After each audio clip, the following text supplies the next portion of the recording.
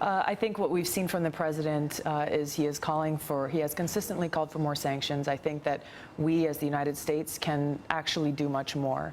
And we need to do more in concert with our European allies and partners.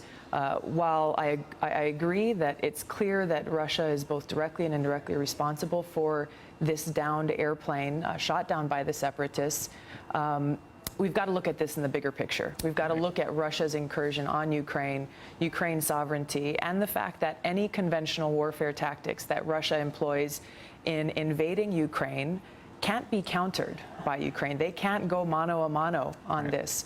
So we've got to look to see what support we can give through taking action, through very harsh financial and economic sanctions against Russia, but also seeing what kind of military aid and training and equipment that we can provide to both the Ukrainian people, but also the others, the Baltic states and others who are nearing Russia, so that they can counter these conventional tactics with unconventional warfare.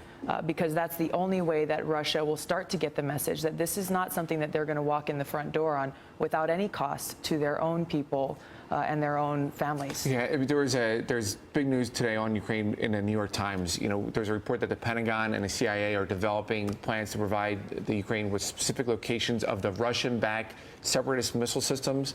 And now we have these images that were released today on video. And the intelligence officials say that they showed Russia firing 2 into Ukraine, artillery shells. And should the U.S. be actively engaged in this conflict? Yeah, again, I think that there is certain types of support that we can and should be providing both to Ukraine, but also to others in the region that are bordering Russia that are concerned that they're the ones who are next. And I think that's where we do have to look at this, that this is not just about Russia and Ukraine, but if Russia is allowed to continue through Ukraine, that it's clear that this will continue and others will be threatened. Yeah, I've heard analysts this week say, we should stand, we should arm the Ukraine, we should, basically get involved in this military conflict.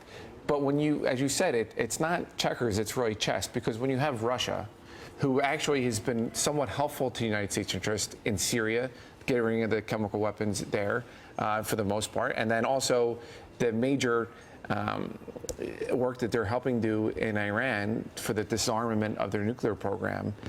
Are these the issues that you have to deal with every day on the Foreign Relations Committee, and are you getting paid enough?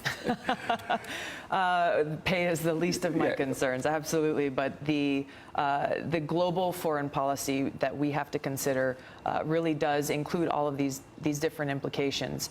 And first and foremost, as we make these decisions about where and when to get involved as the United States, whether it means through sanctions or through some limited military support, the first question that we have to ask is what's in the best interest of the United States and what's in the best interest of keeping the American people safe. All of these situations are not the same. And as you know, they're not black and white, and every one of them has to be considered, but with a very clear foreign policy and strategy in mind.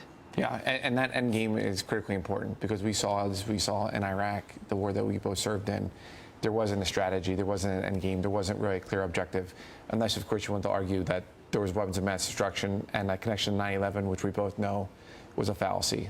And to follow through on that, one thing that we also saw that went wrong in Iraq, and as we're seeing some of these questions are not being asked of ourselves as the United States often enough, is what are the second, third, and fourth courses of action and effects that impact us? If we take course of action A, what are the next 10 steps or consequences that could occur, which is why we found ourselves in such a protracted conflict in Iraq. Because, for example, you create that vacuum of leadership.